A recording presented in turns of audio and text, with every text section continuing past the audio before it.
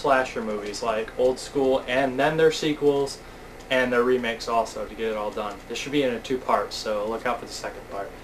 Alright, I'm going to start out with April Fool's Day. Covers all warped and stuff. I know this was re-released by the same company with, I think, like the original opening credits footage. I've only seen this edition on VHS. I've never watched the movie any other way but on VHS. I do have the DVD though. I remember thinking it was a bit overrated. It's not the worst thing ever, but not too great either. Then we have the 1974 Black Christmas. Predates Halloween, of course. Everyone's heard about that. This being one of the most influential first slasher films. It's by Bob Clark. It's things like Death Dream and Children Shouldn't Play with Dead Things. It's pretty good. And this one's actually a pretty decent movie. It has John Saxon in it, who I'm a big fan of. I believe it, I want to say it's Canadian, but not sure. And we have the remake, Black Xmas. I have not watched this movie. I hear mixed things. Either they love it or hate it. And I've seen like some clips of it, and it just looked like a eyeball rip-out fest, which is unlike the first one by a lot.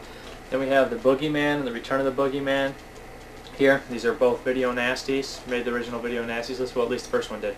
The funny thing about this movie is the director, his name's like Ulai Lomal, and like they'll slap on the new Lionsgate movies that he's directing. They'll say director of Boogeyman, and everyone thinks a new Boogeyman, from the director of the new Boogeyman, which I haven't seen. So that guy's getting a much worse rap than he actually deserves, probably, because those movies from Lionsgate that this guy like newly directed are complete and utter garbage, unwatchable movies. I haven't seen either of these. I know John Carradine's in the first one. Then we have my absolute favorite slasher here, The Burning, with its crappy CGI DVD cover. It looks stupid, but I do enjoy the movie. The reasons I love this movie so much is because, although it is like in general a Friday the 13th ripoff, it just improves on so much more than Friday the 13th did. The body count's higher. Special effects are again done by Tom Savini, but they seem more brutal here. A mean slasher. Cropsey is a mean motherfucking killer. He butchers through the kids. These are kids, and Jason has a cool cast, and it has Jason Alexander in it, and Holly Hunter makes a little appearance. It has the guy who booked the fights and Spider-Man in it. Is a bully named Glazer. Has the little rat kid from Fast Times at Ridgemont High, has among other people. And it has like Fisher Stevens and the guy from Last Man Standing, the Italian mobster. But the movie is just awesome. This keyboarder is Rick Wakeman. It's produced by the Weinstein brothers. It just delivers. It's also, the acting seems a bit better than a lot of the other slashers. The kids actually care when other kids get killed. And there's a couple jump scenes in there that just are surprising. I recommend The Burning highly. And we have a bootleg of Butcher Baker, Nightmare Maker. I have not watched it, aka Night Warning. I'm waiting for the Code Red DVD, which I hope will be awesome and out soon. Then we have Cardiac Arrest. I went and found this and bought this because I remembered the cover. I ordered it offline. I just remembered the cover as a child, and I was like, I gotta see that movie again. Or I gotta get it just to see it. One of those ones you never did get. And we have Cheerleader Camp. You know, this looks like it'd be lots of fun, but I don't remember it being too fun at all. I remember it being kind of boring, but it has this fat guy right there on the cover shooting the film. He's like a perverted guy. He's a big fat bouncer in Roadhouse. It's about the highlight of that movie. And we have Chopping Mall here, which has a little cameo by Dick Miller and Paul Bartel. This is a fun one. These people get trapped in a mall with these like robot security devices that go haywire, and they start like shooting lasers and stuff. There's a cool headshot. I'd recommend Chopping Mall for fun cheese. Then we have Cutting Class here with Brad Pitt. It's one that's got to be one of his first roles. This is like a bit cheesy movie. It has like some comedy in there. Some of it works, some of it doesn't. It's alright. I think Roddy McDowall's in it too. Then we have Doom Asylum here. You know, I always like this case. It's awesome. The DVD is awesome. Code Red did a hell of a job with it, but I do not enjoy the movie. I think it's quite boring, really cheesy. It has the lady from Sex and the City in it. The redeeming quality is that it does have a couple pretty brutal deaths in it, but all around the acting is atrocious in the film, and it's kind of crappy. We have Brian De Palma's remake, Dress to Kill. I've not seen Dress to Kill. It's aka Pulsions. I don't know how it is. It looked pretty neat. It looked pretty artsy. It looked well made. I don't know how it is actually going to be. Another one here. I'm pretty sure this is like a slasher-like suspense thriller. Eyes of Laura Mars. I've never watched the Eyes of Laura Mars either. I don't know how it is. It's like.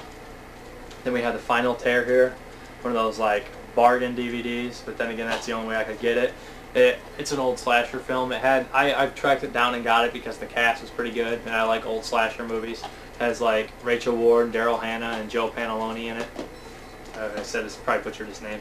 Then this one's in here because it's like a sequel to a lot of the classic slashers. Freddy Vs Jason. I thought it was pretty fun, but it's kind of, the director kind of like obviously made Jason Juggernaut and Freddy like Wolverine. He hyped him up, built him up too strong just for a cool fight scene at the end. And I wish Freddy would have got some more death time, some kills and stuff. But all around, it's alright. I mean, I do have the other Friday the 13th and Nightmare on Elm Streets, but they're in box sets, and I did those in my box set update. We have here Fright. This is kind of like the deal with like one of Stranger Calls, I believe, type deal. Like woman's trapped in a house. I have not watched it. It's the Anchor Bay DVD.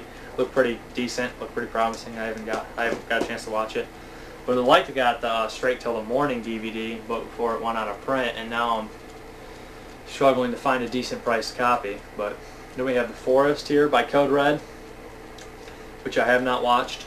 I don't know how it is, but it looks pretty fun. It looks like one of those. It says it's a mix between Don't Go to the Woods and Just Before Dawn. Both I've seen. Both are pretty decent. So The Forest is probably pretty decent. We have The Funhouse, which is a Tobe Hooper film. It has Seamus O'Reilly in it from Oz. This one's pretty decent film. I remember it being somewhat fun. That's one of Tobe Hooper's better films. Then we have Girls' Night Out here. I thought the premise for it was cool. I mean, it has Hall Holbrook in it, but I thought the idea of a bear killer with claws dressed in a big bear suit would be fun. I was wrong. I couldn't really get that much into it. I have to give it a chance to watch the whole thing, but from what I've seen, I was not too impressed. Then we have here a documentary about slashers, Going to Pieces. This is pretty fun. Little documentary. It has a lot of people like Rob Zombie, Wes Craven's in here, all sorts of people. I believe John Carpenter's in there too. I'm not sure about everyone who's in there. Tom Sweeney. This is pretty fun to watch. This is a good watch. And also pointed out some slasher movies I didn't have that I wanted to get. And then here we have the remake of Halloween, Rob Zombie's Halloween. I had the 2-disc special edition, and I have the 2-disc director's cut unrated. I must say this, the 2-disc on director's cut is not nearly as good as the theatrical cut, because the unrated director's cut here, you think that it would feature like the alternate scenes on the other disc for the special edition, but it does not. In this special theatrical edition one, there's a scene with Tom Talls, Bill Moseley, and Leslie Easterbrook where they play prison guards or transfer guards or something, and Mike Myers kills them, and it's awesome. That scene is completely cut out of this for some stupid rape scene with Lou Templeton. And I do not like that scene nearly as much, and I would have been happy with just buying this if they would have put this one on the other disc on the special features. I mean, they make it 2 discs, the least they can do is put that 5-minute scene on there. But instead they do not. So people like me who like that scene, who don't realize it's not going to be on the director's cut, buy both editions. Thanks to Weinstein Brothers. Way to make a good old profit right there. Then we have the original Halloween. They did that shit with the Grindhouse movies too, releasing them separate. That make them up money in theaters. They don't want to make, what, millions. They want to make twice that. I don't know what I'm talking about. But here we go. We have the Halloween 2-disc set of the original. It's a classic. Everyone, good score. Love Donald Pleasance. He made a great name for himself in tons of films before that and after that. Then we have the restored edition. It features 12 minutes that they made for television. I remember seeing like part of that on TV, and I was like, I don't remember this in Halloween a long time ago when I was a youngin'. Then we have the Halloween 2. It's like a continuation of Halloween 1. It's pretty decent. Then we have Halloween 3. This is the last of the Halloween films I like. It has my man Tom Hankins in it, who I love. And it's pretty decent. I like the movie, but it's nothing like the other Halloweens, which people complained about. It's about the haunted mask. But this one's pretty creepy. I just threw this in my slasher genre because I liked all the Halloweens next to each other. And then we have Halloween 4, which is a bit stale. Donald Pleasance comes back, so is Mike Myers. And this one, I guess, is okay. You can see the series is slowly getting crappier. Then Halloween 5, pretty boring. I don't care for it that much. Don't remember much either.